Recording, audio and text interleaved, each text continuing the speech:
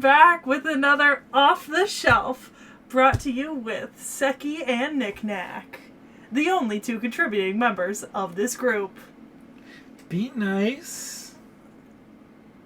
The two most contributing members of this group.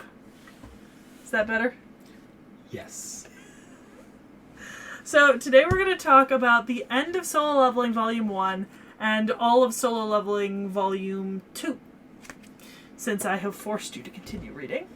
Save me, people. And I'm holding you at gunpoint. It's under the desk. That's why you guys can't see the gun setup. Man, I really hope you're like blinking out something like, fuck you. So, first off, how did you feel about that first little bit that I had you not read at the end of Volume 1? Until now. I'm gonna be honest here, I don't remember what happened between the two. Like, I remember what happened, but I don't remember what, where it cut off and where it didn't. So that was, the section that I had you not read was him going out, figuring out that he has to do the daily exercises or he gets taken to that penalty zone, and then entering the subway tunnel dungeon.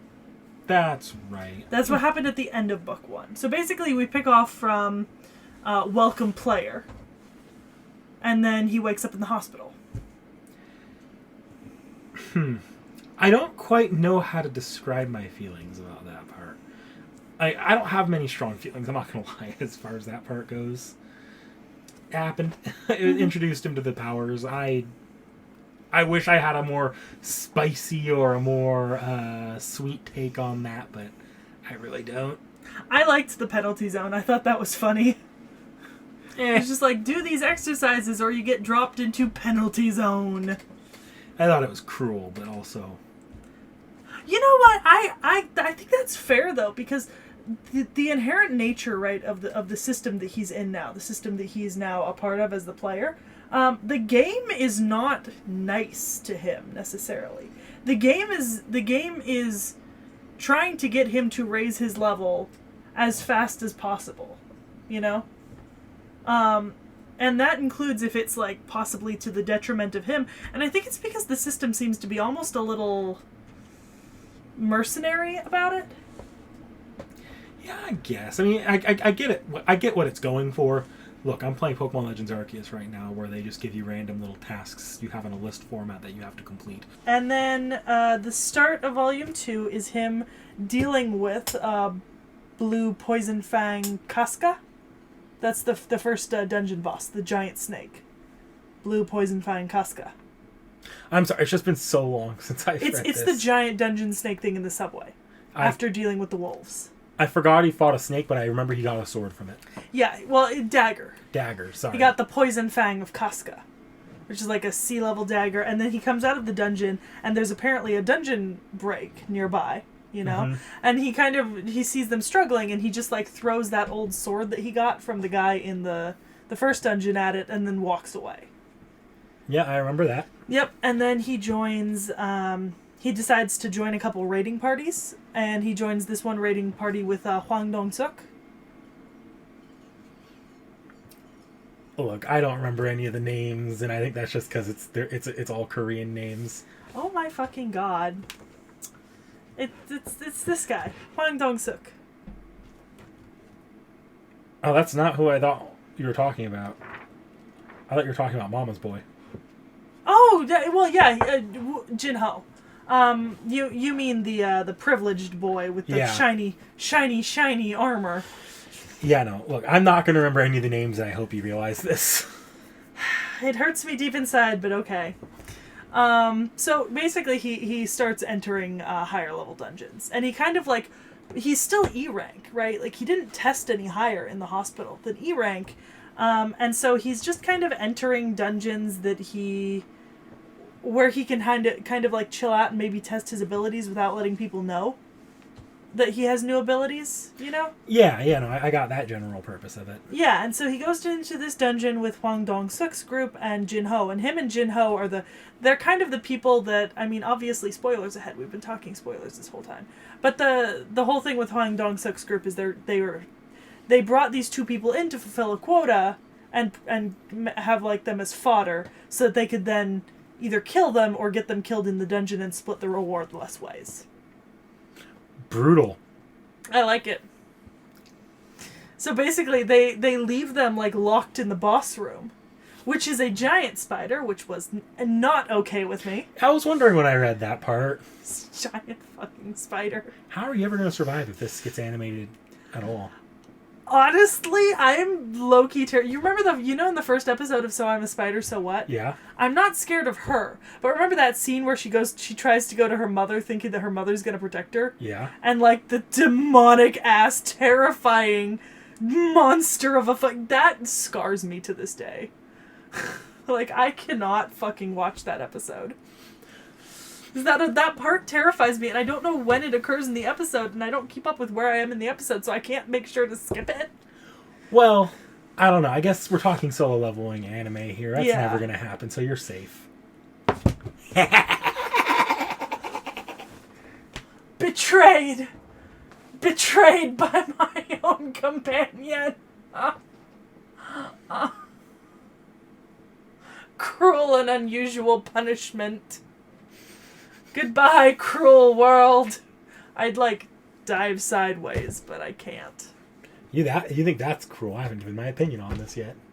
Oh no. Okay. So he's going through with Huang Dong-suk's party, and in the end, basically, the system tells him it's us or that it's him or them. Well, out of self-defense there. Well, yes. The system basically told him what he could have told himself is that. Yeah, but he could have knocked him out and left. The system told him he had to kill them in a certain amount of time. The system, look, I mean, obviously they were trying to kill him. Point blank period. They wanted him dead. But there's a chance that he could have knocked them out and escaped. With the level 1 guy? Yeah. Or not level 1, but the... Well, yeah, but he could have done that. I think he could have made it. I don't know if the other guy could have. Well, the way I imagine it going is he just knocks them all unconscious and then drags the level 1 guy with him. But the system literally tells him, you have 7 targets, kill them within this much time or you're dead.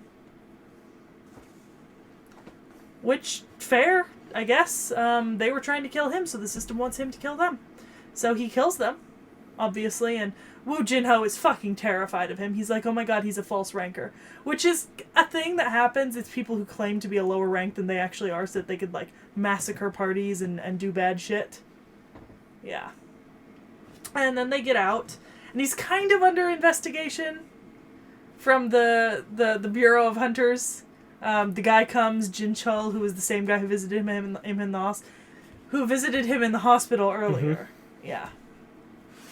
But, and that's pretty much, then Jin-ho contacts him again, and he's like, I need you to help me accomplish this goal. And that's pretty much how it ends. Yeah, they want to make, a party, right? Well, Jin-ho wants his help to clear a certain amount of dungeons so that he can then apply for his guild master license. Because you have to have been in a party that's cleared a certain amount of dungeons, and he thinks that by using Sung Jin Woo, he can get that number. And I assume that's the general direction the story will be going in for a little bit. Is the formation of that guild, of the party going through dungeons? Not necessarily. It's not... Well, yeah, I mean, you're going to get a couple more dungeons, but there's other things happening in the story. Yeah. So that's the end of book 2. I mean, basically, he's figured out his leveling up, and he's started to move on leveling up, you know? Everyday exercising, going into dungeons, all that kind of stuff.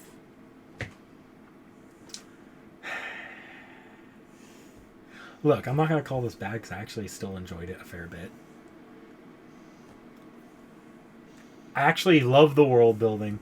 But I like most of the characters. But this book isn't as unique as the first book was. Kinda. In my opinion, what separated the first book from the second book was just how the protagonist was written, in my opinion. Mm-hmm. The protagonist in the first book... And this might just be because it's the right point of the story, is that he levels up and gets overpowered. But despite how much we're being told he worked for, it feels like we really sped up to him being significantly stronger, significantly quicker. I kind of wish they had dragged that out a bit more. That's fair. I think in my perception it felt like it took longer because you remember I was reading these chapters as they came out, so I was seeing this on a week-to-week basis. And for me, his training felt like it took longer because it was taking me so long to read it. But at the same time, I think the thing I also keep in mind is the people that he's killing, right? The dungeon he's defeating. It's I think it's a C or a D rank. It's not that much higher than he was already, and it's nowhere near the big leagues. I know. It's just a weird thing where like it felt like early on that what was going to separate this protagonist from your average overpowered protagonist was going to be just how he uses what he has and what like because he was a very intelligent young man. Yeah, I think okay. In hindsight's 2020. That comes back into the story in a little bit, in my opinion. I also think that the personality shift's a bit jarring. I see how that could have worked for the story, and I knew it was going to happen because you've told me about how much you like that aspect of it before. Well, yeah, because he, I mean, but it felt he like basically it was... suffers a life-changing event. Yeah. Like right in the first book, like his life literally changes. Like he was left for dead. And he comes back, and now he has this system that's basically decided it's you or whoever I tell you to kill. Yeah, and I get that. I understand how that might work. I think my overall issue with it is just that it almost separates the first book's character from the second book's, which I understand might be the point. But then as a result, I'm just not liking the second book's character because I'm just even as its own thing. Yeah. So if I view them as one continuous character, the transition feels jarring, and if I view them as sort of separate characters thematically, it feels like you're starting a separate story. And I'm just not enjoying the story as much so far with him. I'm really gonna enjoy your take on book 3. Like a lot, because I know what book 3 covers, and I think I'm really gonna enjoy your take on book 3. Because I think, I've said it to you before, one of my favorite parts about solo leveling is the psyche of the main character, Sung Jin Woo. Because he changes drastically, right? From that first dungeon to the rest of the series. And he's still himself in some ways, but other things are affecting him now that are outside of his control. So it's kind of seeing like what's still him versus what's being affected outside of his control, and how the author has the story progressing. And I like how dark this story can get at times. I mean, also, I enjoyed the world building a lot. I really enjoyed the world. Actually, that's part of why I was so disappointed in the protagonist, because it feels like a protagonist like this doesn't truly have to interact with the dangers of what the party he was in does, where they bring people in just to leave them for dead. Yeah. He doesn't really have to interact with that danger, at least not as far as we're seeing here, even though as far as we're seeing in story. I think so. So that's another interesting thing about this, right? Is his dungeons are not the same as Gates. It kind of looks like it, but they're actually not. So the Gates are not. I'm sure they're not. Well, no, it's not just that, right? But his dungeons, the gates can be accessed by anyone, right? Yeah. And the way that the gates work is that the Hunter Bureau controls them, ranks them, and then sells them off to raiding parties, right? And you have to have a certain number of people above a certain level to enter them. And a party has to be comprised of so many members. But Sung Jin Woo's dungeons, they can't ever break open. They are not detected by the Hunter Bureau. Like, they are not gates. They are separate entirely. So no one else can see them, no one else can enter them, no one else can interact with them, other than Sung Jin Woo. Like, they are unique to his system. And so at times, I find his responses to things like the actual gate and the party trying to kill him is interesting, because that's the first gate he's gone into since he went into his own dungeon. Yeah. But this is our first time being introduced to, like, that concept, and at this point, his character's already at a point where we're not worried about him dying to them. Yeah. So, it didn't feel as threatening as I think it could have felt. Mm-hmm. And... Yeah, I guess that's one of the only problems I find with series like this, right? Is Sung Jin Woo's always going to live, so no matter what peril he's in, he's going to get out of it somehow, obviously. Now, that may be through ability, or skill, or smarts, or luck. But you know he's never going to fail. Which can be a little bit of a... You just have that knowledge in your head every time he gets into a sticky situation. I know it comes with the territory here. Mm-hmm. I do realize that. I don't know. I'm enjoying everything, just the main character feels like it dropped from like an A- to a B+ to all the way down to like a C territory, as far as like how much I'm liking the character. Well, then I'll leave off with the thought that I'm really excited for you to read book 3. Because book 3 is more introspective into Sung Jin-woo himself. Okay. And I enjoy that. This book is very, it's very gamey, you know?